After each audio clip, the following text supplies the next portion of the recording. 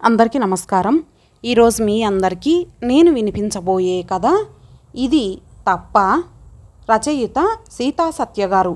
ఇక కథలోకి వెళితే, రండి శాంతమ్మ గారు, మీకోసమే ఎదురు చూస్తున్నాం సాదరంగా ఆహ్వానించింది లక్ష్మి.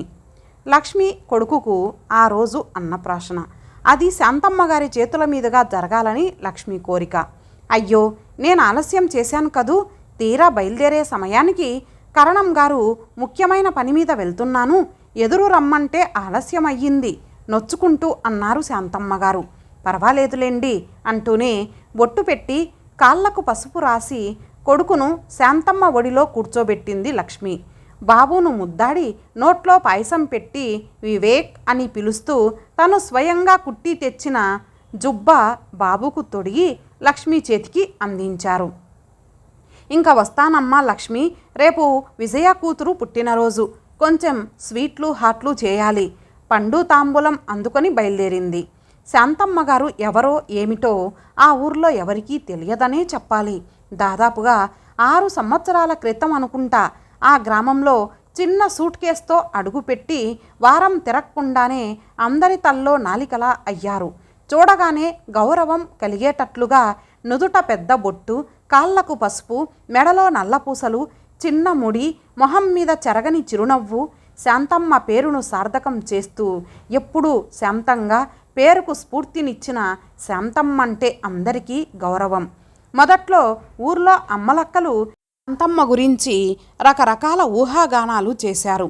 ఎవరన్నా ఆవిడను వివరాలు అడిగితే సున్నితంగా మాట మార్చి అది అంత అవసరమా అని నవ్వుతూ అనేసరికి ఆవిడను అడిగే సాహసం మరి ఎవరూ చేయలేదు.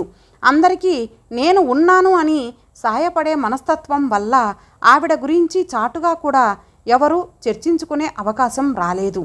ఉదయాన్నే లేచి పెరట్లో పూలు పత్రి కోసి చిన్న చిన్న ప్లాస్టిక్ కవర్స్లో వేసి పూజలు చేసే వాళ్ళందరికీ అందజేయడంతో శాంతమ్మ గారి దినచర్య మొదలవుతుంది.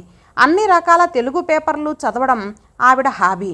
జిల్లా గ్రంథాలయంలో కూర్చొని అన్నీ చదివి పిల్లలకు పెద్దలకు చెబుతూ ఉంటారు. ఆ విధంగా నిరుద్యోగ యువత అందరూ ఆవిడకు చేరువయ్యారు. చిన్న పిల్లలతో వంట అవక సతమతమయ్యే గృహిణులకు వంట పనిలో సాయం చేస్తూ వంటల్లో తేలిక పద్ధతులు వివరిస్తూ గృహిణులకు దగ్గరయ్యారు. సాయంకాలం పూట చిన్నపిల్లలందరినీ చేరదీసి రకరకాల ఆటలు వాళ్లకు నేర్పిస్తూ పిల్లలందరితో అమ్మమ్మ అని పిలిపించుకొని పిల్లలకు చేరిక అయ్యారు. ఏ కార్యం జరిగినా అది శాంతమ్మ చేతుల మీదుగా జరగడం ఆ గ్రామంలో ఆనవాయితీగా మారింది. విజయ కూతురు పుట్టినరోజు బాగా జరిగింది. అందరూ శాంతమ్మ గారి వంటలను మెచ్చుకుంటూ వెళ్ళారు. ఆ రాత్రి పడుకున్న శాంతమ్మ మరి లేవలేదు. అలుపు ఎరుగని శాంతమ్మ, విశ్రాంతంటే ఏమిటో తెలియని శాంతమ్మ శాశ్వత విశ్రాంతి తీసుకున్నారు. ఊరంతా తమ ఇంట్లో మనిషిని కోల్పోయినట్లుగా రోధించారు. ఎప్పుడు నలత ఎరుగని శాంతమ్మ సడన్గా ఎందుకిట్లా అయ్యిందో తెలియదు. ఆ రోజు పొద్దుటే పూజకు పువ్వులు ఎందుకు తేలేదో అనుకుంటూ కరణం గారు పాలేరుని శాంతమ్మ గారి ఇంటికి పంపించారు. ఎంత పిలిచినా పలకడం లేదని పాలేరు చెబితే భార్యను వెంట తీసుకొని కంగారుగా బయలుదేరి వెళ్ళారు. ఆవిడ పడుకున్న తీరు ఆదమరిచి ప్రశాంతంగా నిద్రపోతున్నట్లుగా ఉంది. కరణం గారి భార్య శాంతమ్మ గారు అంటూ పిలుస్తూ ఒంటి మీద చెయ్యి వేసి కెవ్వుమంటూ వెనక్కు తీశారు. అప్పటికే ఆవిడ శరీరం చల్లగా కొయ్య ముక్కలా అయిపోయింది. ఊర్లో పెద్దలందరూ చేరి ఏం చేయాలో చర్చలు మొదలుపెట్టారు. మనమే దహనక్రియలు కానిద్దాం ప్రెసిడెంట్ గారు అన్నారు. అవును, మనందరి మధ్య కలిసిపోయిన శాంతమ్మ గారికి అన్నీ మనమే చేద్దాం. దుఃఖంతో కరణం గారి గొంతు పూడుకుపోయింది. పెదనాన్నగారు శాంతమ్మ గారు చాలాసార్లు ఏదో రాస్తూ కనిపించేవారు. ఆవిడ పెట్టెలో ఏమన్నా వివరాలు ఉన్నాయేమో చూస్తే బాగుంటుందేమో. ప్రెసిడెంట్ గారి తమ్ముడి కొడుకు రాజు అన్నాడు. రాజును ఎంకరేజ్ చేసి మెడిసిన్లో ర్యాంకు వచ్చేటట్లుగా శాంతమ్మ గారు చేసిన ప్రయత్నం ఫలించి రాజు ర్యాంకు తెచ్చుకున్నాడు. సరే, అట్లాగే కానిద్దాం. రాజు, నీవే ఆ పెట్టె తీసి చూడు ప్రెసిడెంట్ గారు ఆదేశించారు. రాజు పెట్టె తెరిచి అందులో ఒక్కొక్క వస్తువు జాగ్రత్తగా బయటకు తీశాడు. మొదటగా చిన్న కవరు మీద నా అంత్యక్రియలకు అని ఉంది. అది తీసి కరణం గారి చేతికి అందించాడు. అందులో 2000 రూపాయలు చిన్న ఉత్తరం ఉన్నాయి. పెట్టెలో చివరగా పెద్ద కవరు ఒకటి ఉంది. ఆ కవరు మీద ఊరి పెద్దలకు అని రాసి ఉంది. ఏది ఆ ఉత్తరం చదువు, కరణం గారు రాజుతో అన్నారు. పూజ్యులైన ఊరి పెద్దలకు శాంతమ్మ నమస్కరించి రాయునది. ఏదో ఓ రోజు దీని అవసరం వస్తుందని రాసిపెట్టాను. ఈ ఊరి ప్రజలందరూ చూపించిన అభిమానానికి జన్మ జన్మలకు కృతజ్ఞతలు చెప్పుకుంటున్నాను. నేనెవరో తెలియకుండా మీలో ఒకరిగా నన్ను చూసినందుకు ఇంకో జన్మంటూ ఉంటే ఇదే గ్రామంలో పుట్టాలని కోరుకుంటున్నాను. నేను చేసింది తప్పో ఒప్పో తెలియదు. నా మనసుకు నచ్చిన పని నేను చేశాను. నేను చేసింది తప్పు అనిపిస్తే నేను చెప్పిన అడ్రస్కి వెళ్ళవద్దు, పర్వాలేదు. మంచి పనే చేసింది అనిపిస్తే ఆ ఊరు వెళ్ళండి. నేను చాలా పెద్ద కుటుంబంలో పుట్టాను. మా వారు శ్రీ రామారావు గారు 8 సంవత్సరాల క్రితం హఠాత్తుగా హార్ట్ అటాక్ వచ్చి పోయారు. మాకు సంతానం కలగలేదు. ఆస్తులు చాలా ఉన్నాయి. సంతానం లేదన్న బాధ మా ఇద్దరికీ ఎప్పుడూ లేదు. నాకు ఆయన నాకు పసిపిల్లలం. అదీ కాక మా బంధువుల పిల్లలు ఎక్కువగా మా ఇంట్లోనే ఉండేవారు. అందరినీ ప్రేమగా చూడడం వల్ల బాగా చేరేవారు. ఆయన సడన్గా కాలం చేయడం వల్ల నాకంతా అయోమయంగా తయారైంది. ఆయన అన్నదమ్ములు 3, అక్కగారు ఉన్నారు. అందరికీ నేనంటే చాలా గౌరవం. మా మరిది పిల్లలు పెద్దమ్మ పెద్దమ్మ అంటూ చుట్టూ చేరేవారు. నేను మామూలు మనిషిని కావడానికి దాదాపుగా సంవత్సరం పట్టింది. అప్పటి వరకు మా ఆడపడుచు అన్నీ పట్టించుకొని నన్ను జాగ్రత్తగా చూసేవారు. మొదటిసారిగా నేను షాక్ తిన్నది ఎక్కడంటే మా మరిది కూతురు ఉషకు పెళ్లి నిశ్చయం అయ్యింది. ఆ రోజు నిశ్చితార్థం. అప్పటికి నేను తిరగడం మొదలుపెట్టి నెల కావస్తోంది. ఆ రోజు అందరితో పాటు లేచి వంటగదిలోకి వెళ్ళాను. అక్కడ మా తోటి కోడలు సుశీల వంట పనితో సతమతమవుతోంది. నేను సాయం చేయబోయాను. వద్దులే అక్క, నీవు నీ గదిలో విశ్రాంతి తీసుకో సున్నితంగా చెప్పింది. నాకేమీ అనారోగ్యంగా లేదు సుశీల, నన్ను చెయ్యని చొరవగా గరిట అందుకున్నాను. అది కాదక్క, ఈ పాయసం దేవుడి దగ్గరకు, అది నేనే చెయ్యాలని అమ్మ చెప్పింది అంటూ వేరే గరిట తీసుకుంది. అంటే నేను దేవుడి దగ్గర పాయసం చెయ్యకూడదన్నమాట. బయటకు వచ్చేసరికి మా తోటికోడలు తల్లి అంటోంది, ఉషకు ఎవరన్నా కుంకుళ్ళు నానబెట్టండర్రా. వెంటనే నేను వెళ్ళి కుంకుళ్ళు నానబెట్టాను. అయ్యో నీకెందుకు శాంతి ఈ పనులన్నీ, వెళ్ళి నీ గదిలో కూర్చోలేకపోయావా? నా వైపు అదోలా చూస్తూ అన్నారు. నాకు అర్థం కాలేదు. మీరందరూ పనులు చేసుకుంటూ ఉంటే నేను ఎలా కూర్చోను అంటూ ఉషకి నలుగు పెట్టడానికి తయారయ్యాను. అంతే, ఆవిడ దాదాపుగా నన్ను గెంటినంత పని చేసి, నీకెందుకు శాంతి ఈ పనులన్నీ, వెళ్ళి నీ గదిలో కూర్చో విసురుగా అన్నారు. నా మనసు చివుక్కుమంది. 2 సంవత్సరాల క్రితం ఉష అక్క హరిణి పెళ్ళికి అన్నీ నా చేతుల మీదుగా జరిగాయి. అందరి నోళ్లలోనూ నేనే ఉండేదాన్ని. అప్పుడు అన్నిటికీ పనికి వచ్చిన దాన్ని. ఇప్పుడు ఎందులోనూ చేతులు పెట్టడానికి పనికి రాకుండా పోయాను. బాత్రూంలో నేను నానబెట్టిన కుంకుళ్ళు పక్కన పెట్టి వేరే కుంకుళ్ళతో ఉషకు స్నానం చేయించారు. ఆ అవమానం తట్టుకోవడం నా వల్ల కాలేదు. సంవత్సరం నుండి ఏడ్చింది ఆయన దూరం అయ్యారన్న బాధతో. కానీ ఆ రోజు ఏడ్చింది ఆయన దూరం అవడమే కాదు, చాలా వేడుకలకు దూరం చేశారని కుమిలి కుమిలి ఏడ్చాను. ఆ రోజు ఎవరూ నన్ను పట్టించుకోలేదు. కనీసం ఉష ఎలా ఉందో చూద్దామన్నా నా దగ్గరకు రానివ్వలేదు. పెళ్లివారు రావడం, సందడి అన్నీ వినిపిస్తున్నాయి. అక్షింతలు వెయ్యమని పిలుస్తారేమో అని లేచి మొహం కడుక్కొని మంచి చీర కట్టుకున్నాను. నన్ను ఎవరూ పిలవలేదు. దాదాపుగా మధ్యాహ్నం 3 గంటలు అవుతుండగా నేను గుర్తుకు వచ్చాను. అప్పటికే పెళ్లి వాళ్ళు వెళ్ళిపోయారు. భోజనం చేయి శాంతక్క, మా చిన్న తోటి కోడలు వచ్చి అడిగింది. మనసులో బాధ దిగమింగుకుంటూ భోజనం అయ్యిందనిపించాను. పెళ్లి కొడుకును చూసావా శాంతి, మా తోటి కోడలు తల్లి అడిగారు. అని చెప్పి లోపలకు నడిచాను.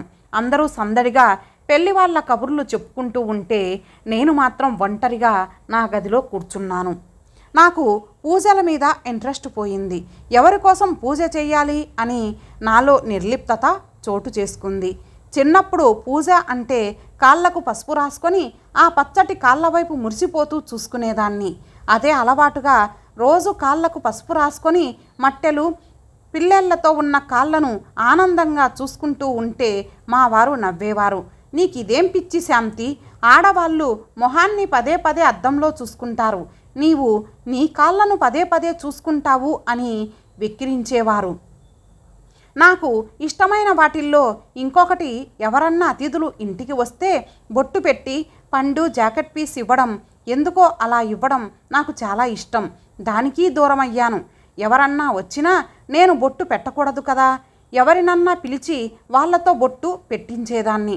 ఒక మనిషి దూరం అవడం ఎంత బాధాకరమైన విషయమో అంతకన్నా రెట్టింపు బాధ ఇష్టమైన పనులన్నీ బలవంతంగా దూరం చేసుకోవడం. ఆరోగ్యం బాగానే ఉంది, ఇలా ఎందుకు పనికి రాకుండా మూల కూర్చుంటే పిచ్చి ఎక్కేటట్లుగా ఉంది. నాకు చాలా ఆస్తి ఉంది. ఒక నిర్ణయానికి వచ్చి మా మరుదులతో చెప్పాను, నాకు ఏదన్నా వృద్ధాశ్రమం లాంటిది పెట్టాలని ఉంది. మన పొలం గట్టు మీద ఉన్న చావిడిలో గదులుగా ఏర్పాటు చేయించండి. 10 మంచాలతో ప్రారంభించాలి అనుకుంటున్నాను అన్నాను. నీకు చాలా శ్రమ అవుతుందేమో వదిన, చేయగలవా అన్నాడు మరిది. పర్వాలేదు, చెయ్యగలను. నాకిలా కూర్చోబుద్ధి కావడం లేదు.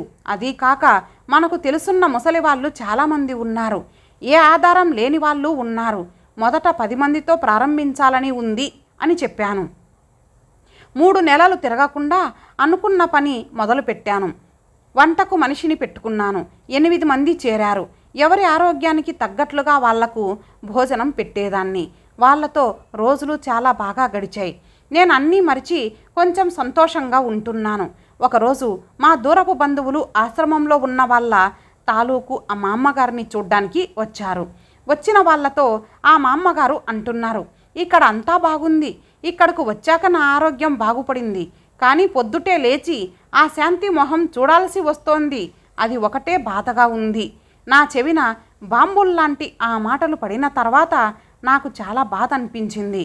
అంటే కల్మషం లేకుండా నేను అందిస్తున్న సేవలు వీళ్లకు కావాలి, కానీ నా మొహం మాత్రం పొద్దుటే చూడకూడదన్నమాట. అందుకే కాబోలు నేను పొద్దుటే లేపుతుంటే లేస్తాన్లేమ్మా అంటూ బలవంతంగా కళ్ళు మూసుకునేవారు. మళ్ళీ నా మీద నాకు విరక్తి మొదలయ్యింది. బాగా ఆలోచించి ఒక నిర్ణయానికి వచ్చాను. నా చివరి జీవితం నా ఇష్టం వచ్చినట్లుగా గడపాలి అని దృఢంగా అనుకున్నదే తడవుగా అమలు పెట్టాను. నా దగ్గర వంట చేసే మనిషికి ఆశ్రమం అప్పగించి జాగ్రత్తగా చూసుకోమని చెప్పి మా మరుదులతో తీర్థయాత్రలు చేస్తాను అని చెప్పాను. అదేమిటి వదిన, ఒక్కదానివి బయలుదేరతావా? సమ్మర్లో అందరం కలిసి వెళ్దాం అన్నాడు మా చిన్న మరిది. పర్వాలేదులేవయ్యా, నాకిప్పుడే తిరగాలని ఉంది సున్నితంగా చెప్పి బయలుదేరాను. నాలో ఒక విధమైన మొండితనం, ఉక్రోషం చోటు చేసుకున్నాయి. బొట్టు ఉండటానికి లేకపోవడానికి తేడాను అనుభవించిన నేను బతికినంత కాలము ముత్తైదువుగా బతకాలి అని దృఢంగా నిశ్చయించుకున్నాను. నేను ఎవరో ఏమిటో తెలియని వాళ్ళ మధ్య కలకలలాడుతూ బతకాలి అనుకున్నాను. మొదటగా విజయవాడ స్టేషన్లో దిగి ఫస్ట్ క్లాస్ టికెట్ తీసుకొని వెయిటింగ్ రూమ్లో నాకు ఇష్టమైన రీతిలో నా అలంకరణ మార్చుకున్నాను. అలా చేసుకునేటప్పుడు ఒక విధమైన భయం, సిగ్గు అనిపించింది. కాళ్లకు పచ్చగా పసుపు రాసుకొని మట్టెలు పెట్టుకున్నాను.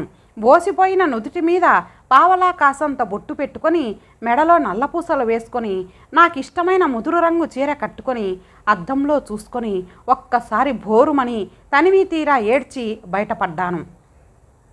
అదృష్టవశాత్తు నేను ఎత్తుకున్న ఈ గ్రామం మారుమూల ఉండటం వల్ల నేను ఎవరికీ తెలిసే ప్రమాదం లేదు. మిమ్మల్ని అందరినీ మోసం చేస్తున్నానన్న భావం మొదట్లో ఉండేది. మొదట్లో శుభకార్యాలలో వేలు పెట్టడానికి జంకుగా ఉండేది. కానీ నేను జంకుగా మొదలుపెట్టినా ఎక్కడ ఏ ఆటంకం కలగకపోవడం వల్ల నాలో ఆత్మవిశ్వాసం రెట్టింపు అయ్యింది. మీకు నా మీద నిజంగా అభిమానం ఉంటే అర్థం లేని ఆచారాలతో ఎవరి మనసు నొప్పించవద్దు. ఎవరికి నచ్చిన రీతిలో వారిని జీవించనివ్వండి. ఎవరికన్నా చెడు జరిగితే కేవలం అది వాళ్ళ దురదృష్టం కానీ అనాచారం మాత్రం కాదు. మంచి మనసుతో చేసే ఏ పనైనా మంచిగానే ఉంటుంది. అందుకు నా జీవితమే ఉదాహరణ. దాదాపుగా 6 సంవత్సరాల నుండి మీ గ్రామంలో ప్రతి శుభకార్యం నా చేతుల మీదుగా జరిపించాను. ఎవరికి ఏ అపకారం జరగలేదు కదా. నేను బతికి ఉండగానే ఈ గ్రామంలో పాఠశాల కట్టించాలనుకున్నాను. మా ఊరు వెళ్ళి ఆస్తులు అమ్మాలి కదా. అప్పుడు మీ అందరికీ నా గురించి తెలిసి నాకు ఇంత క్రితం ఇచ్చిన గౌరవం ఇస్తారో లేదో అని భయపడి ఆ పని చేయలేదు. నా ఆస్తి అమ్మి పాఠశాల కట్టించి మన గ్రామంలో నిరుద్యోగం, నిరక్షరాస్యత లేకుండా చేయాలని ప్రార్థిస్తూ సెలవు తీసుకుంటున్నాను. మీ శాంతమ్మ. చదవడం ముగించిన రాజు వెక్కి వెక్కి ఏడ్చాడు. విన్న అందరికీ కళ్ళల్లో నీరు. శాంతమ్మ గారి ఆస్తి వివరాలు చూసిన తర్వాత అందరికీ ఆశ్చర్యం. ఇంత ఆస్తి ఉన్నావిడ ఎంత సాదాసీదాగా బతికారు. కాలినడకనే ఊరంతా తిరిగి అందరికీ సాయం చేసేవారు. శాంతమ్మ గారి దహనక్రియలు ఆవిడ కోరినట్లుగా ఏ ఆర్భాటం లేకుండా చేశారు.